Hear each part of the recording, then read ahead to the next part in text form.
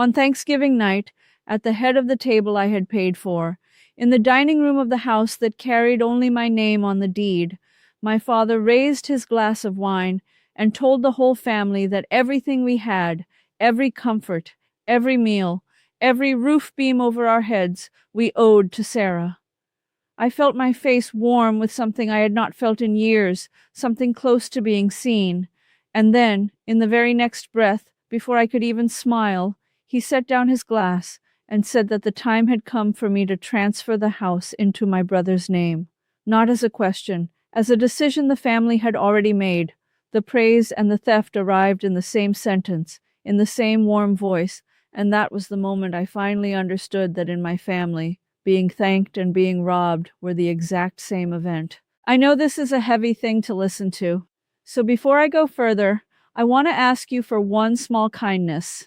If you have ever been the one who held an entire family on your shoulders while they treated your back as if it were free, tell me in the comments where you are watching from and what time it is for you right now.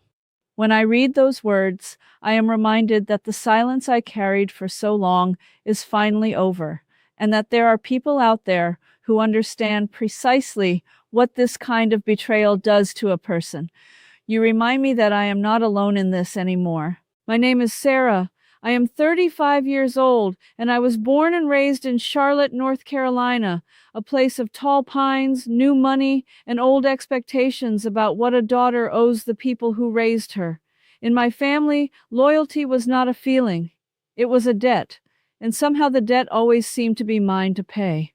I was raised to believe that the responsible child carries the others, that a good daughter gives until it hurts and then gives a little more, and that asking for anything in return is the deepest kind of selfishness. I believed all of it. I built my whole adult life on it. And it took me 10 long years and a broken wrist to finally understand that the people who talked the most about family were the ones who had quietly decided I existed only to fund their lives. I was always the steady one. Even as a child, I was the planner, the saver, the one who did her homework and kept her promises. After high school, I studied hard and became a software engineer, and I was good at it. I landed a solid job at a technology company, and because I was disciplined and frightened of ever being poor, I worked far harder than I needed to. For years, I took on extra contract work at night and on weekends, building websites and systems for small businesses long after my regular job was done. I skipped vacations, I drove an old car, I packed my lunch every single day. While my coworkers spent freely, I saved nearly everything because I had a goal. I wanted to buy a home, a real home, a place of stability for myself, and I told myself, for my family. 7 years ago, I did it. I had saved an $80,000 down payment entirely on my own, dollar by careful dollar, and I bought a large 4-bedroom house in a good neighborhood in Charlotte. The price was just over $400,000. The monthly mortgage payment was $2,800. And the deed, the legal document that says who actually owns a piece of property, listed exactly one name. Mine. Sarah. I had earned every cent of that down payment. I qualified for the loan on my income alone, and I owned that house outright in every way the law recognizes. I want you to hold on to that fact, because my family spent the next 7 years acting as though they had forgotten it, and in the end, it was the one thing that set me free. I did not buy that house to live in alone. At the time, my parents were struggling. My father had retired early and managed his money poorly, and my mother had never worked outside the home. They were facing the loss of their old place, and so I did what I had always done. I told them to come live with me. "There's plenty of room," I said. "We are family." And they moved in, and my older brother Daniel moved in with them, and what I imagined would be a temporary kindness became a 10-year sentence that I served without ever once being thanked, until the night my father raised that glass and turned the thanks itself into a weapon. For 10 years, I carried that entire household alone. I paid the $2,800 mortgage every single month without fail. I paid the property taxes and the homeowner's insurance. I paid the electricity, the water, the gas, the internet, the streaming services, the lawn care. I paid for the groceries that filled a refrigerator 4 adults emptied. When the roof needed repair, I paid for it. When the water heater failed, I paid for that too. If anything in that house broke or ran out or came due, no one in my family looked for a solution. They looked for me. I was not a daughter or a sister in that home. I was a public utility that happened to share their last name, and they used me the way you use a thing that will never run out and never complain. And then there was my brother Daniel. Daniel was 40 years old, 5 years older than me, and in those 10 years, I do not believe he held a single steady job for longer than a few months. He had elaborate explanations for all of it. The bosses were idiots. The work was beneath him. The economy was against men like him. He spent his days sleeping late, his afternoons at the gym, and his nights out at bars and restaurants, living like a man of leisure on money he did not earn. And here is the mistake I made, the mistake that haunts me most, because I made it to avoid conflict.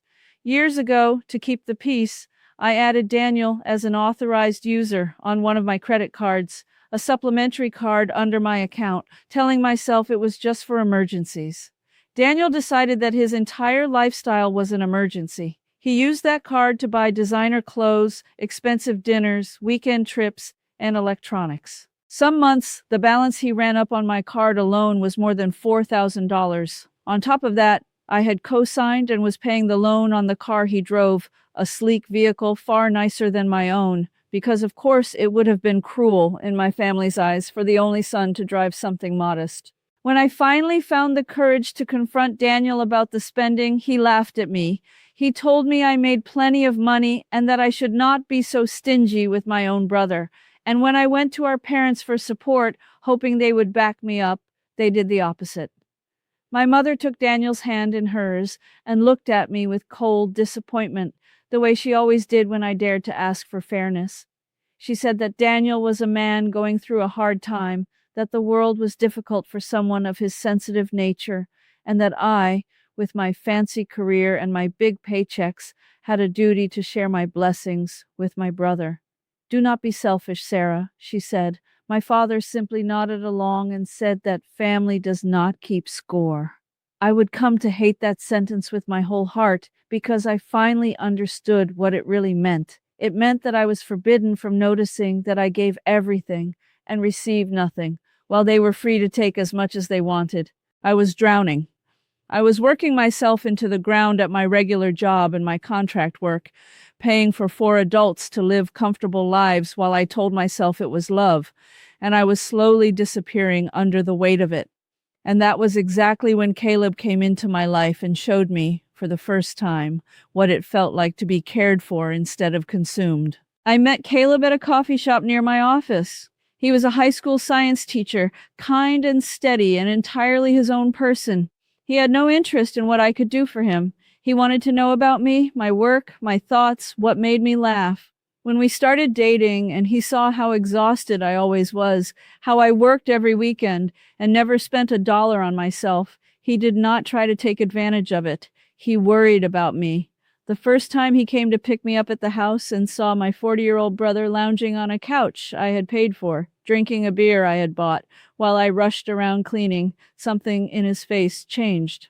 Later, gently, he asked me a question no one in my family had ever asked. He said, "Sarah, who takes care of you?" I did not have an answer. I had never once considered that I was allowed to be taken care of. Caleb and I fell in love slowly and surely, and after 2 years together, he asked me to marry him. He did not propose with some enormous, flashy ring meant to impress anyone. He gave me a simple, beautiful band, and he told me that all he wanted was to build a quiet, equal life with me, a life where I was no longer carrying the whole world alone.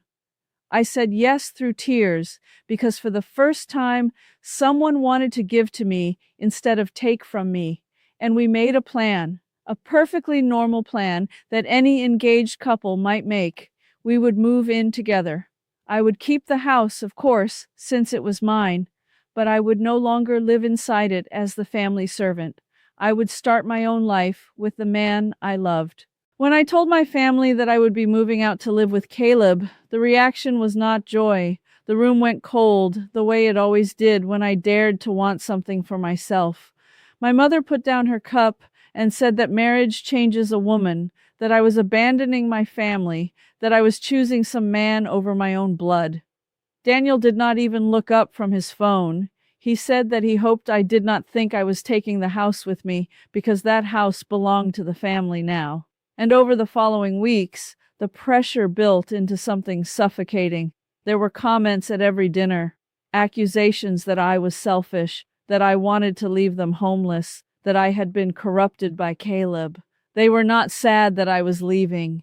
They were terrified because their free ride was ending, and they had already begun to plan how to chain me down for good. It all came to a head on Thanksgiving. I had cooked most of the meal myself in my own kitchen, and the table was beautiful.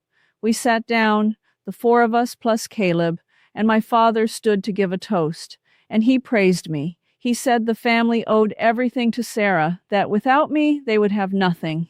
And just as my heart began to soften, just as I thought maybe, finally, they understood, he delivered the second half.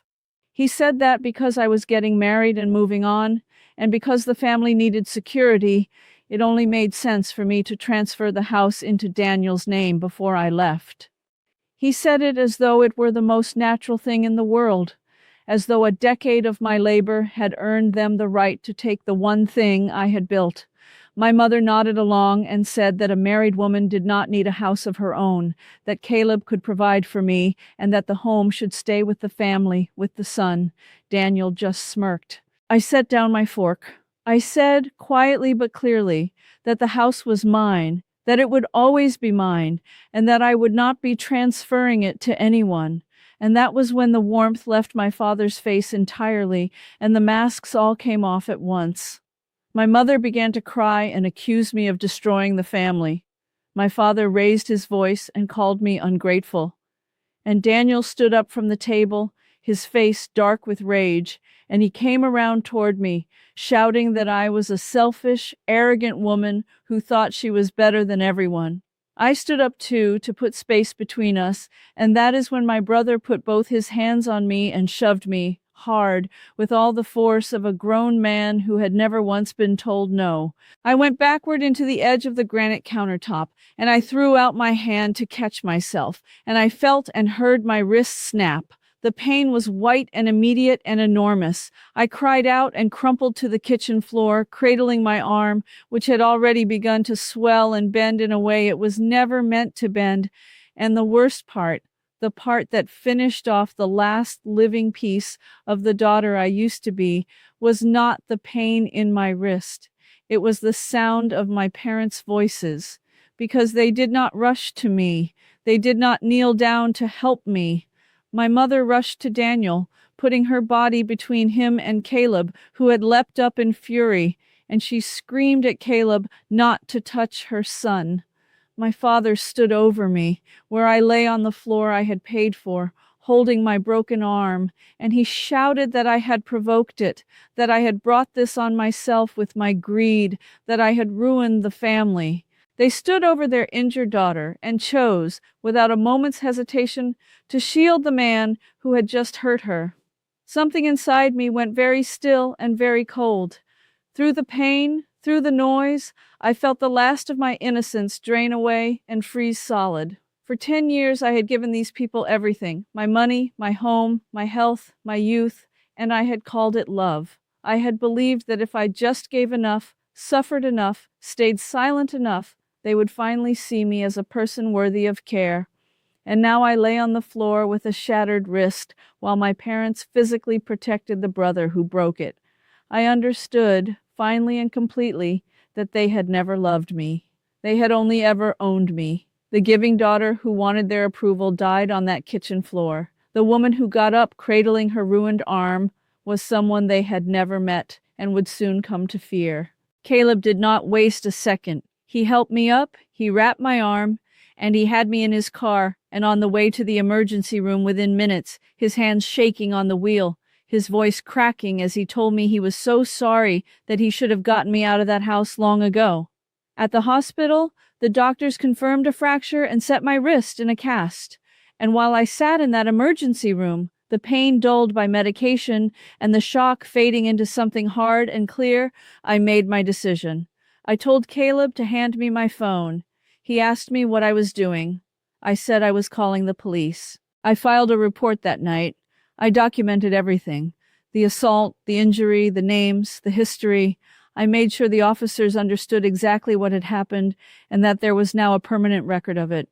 My family, when they realized what I had done, were stunned. The phone calls began at once. My mother sobbing, demanding I drop it, telling me I was destroying my own brother's life over a small accident. Do not ruin Daniel's future over one mistake, she said. If he gets in trouble, that is on you.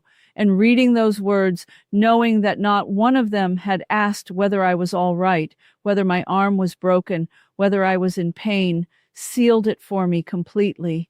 There was nothing left to save. There had never been anything to save. There had only been a debt they expected me to keep paying with my own body. Once my wrist was set and I was thinking clearly, Caleb and I did not go back to that house. We checked into a hotel, and the next morning I began to take my life back, methodically, one piece at a time. The first thing I did was apply for a restraining order against Daniel, a legal protective order, given that he had assaulted me, and there was a police report to prove it. The court granted it. My brother was now legally forbidden from coming near me. Then I addressed the house. And this is where my family discovered, far too late, the thing they had spent 10 years pretending was not true. The house was mine. The deed bore my name and my name alone. Every person living in it was living there only because I had allowed it, and the law gave me the full right to change that. I contacted an attorney, and I had her draft a formal 30-day eviction notice for my parents and my brother. 30 days to leave the home I owned, the home they had tried to steal from me at my own Thanksgiving table. Then I severed the financial lines, all of them, in a single afternoon. I logged into my accounts and I canceled the supplementary credit card I had given Daniel, the one he had been using to fund his entire lavish lifestyle. I stopped the automatic payments I had been making on his car loan. I removed everyone from every service and account I had been quietly funding for a decade. Within about a week, because the car loan went unpaid, a tow truck arrived at the house and repossessed the sleek vehicle Daniel had been driving, hauling it right out of the driveway in front of the neighbors. The lifestyle I had been funding evaporated almost overnight because it had never belonged to them in the first place. It had always been mine, lent out, and called family. The 30 days passed. My parents and Daniel were forced to pack their belongings and leave the house. With no credit of their own, no income from Daniel, no savings, and no daughter to pay their way, they had nowhere comfortable to go. They ended up renting a small, run-down apartment in a cheap part of town, the kind of place they had spent years looking down on while they lived for free in my 4-bedroom home. My father, who was nearing 70 and had not worked in many years, was forced to take a part-time job to help cover their rent and groceries.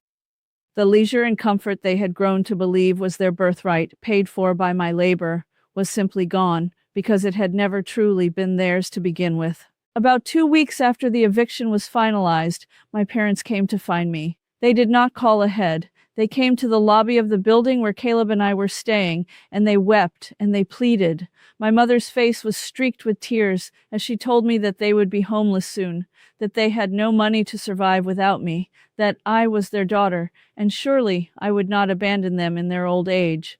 They begged me to take them back, to start paying again, to drop the case against Daniel, to be the Sarah I had always been. I came down to the lobby, my arm still in its cast, and I looked at the 2 people who had stood over my broken body and defended the man who broke it. And I felt, to my own surprise, no anger left at all, only a deep and final calm. I told them the truth, quietly. I said that for 10 years, I had given them everything I had, and that they had repaid me by trying to take my home and then standing over me while I lay bleeding on the floor, choosing my brother over my safety. I said that since Daniel was the one they had chosen to protect, Daniel could be the one to provide for them now. And I said that I was finished, completely and forever. I told them never to contact me again, and I turned and walked back to the elevator, while my mother called out my name. I did not look back. It has been a little over a year now. My wrist healed, though it still aches when the weather turns cold, a small, permanent reminder of the night my family showed me who they truly were. Caleb and I were married quietly, a few months after the cast came off, on a calm afternoon with only a handful of true friends present, no fake family smiles, no one staging an ambush, just the two of us and the people who actually loved us. For the first time in my entire adult life, I sat at a table where no one wanted anything from me except my happiness. I still own the house. After everything, I could not bear to live in it, so I rented it out, and now it earns money for me instead of draining it, while Caleb and I build our own home together somewhere new and free of those memories. My career is thriving.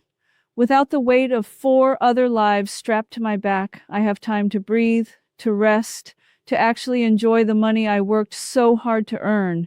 I sleep through the night now. I had forgotten that was even possible. Daniel has a criminal record from the assault, and the restraining order still stands.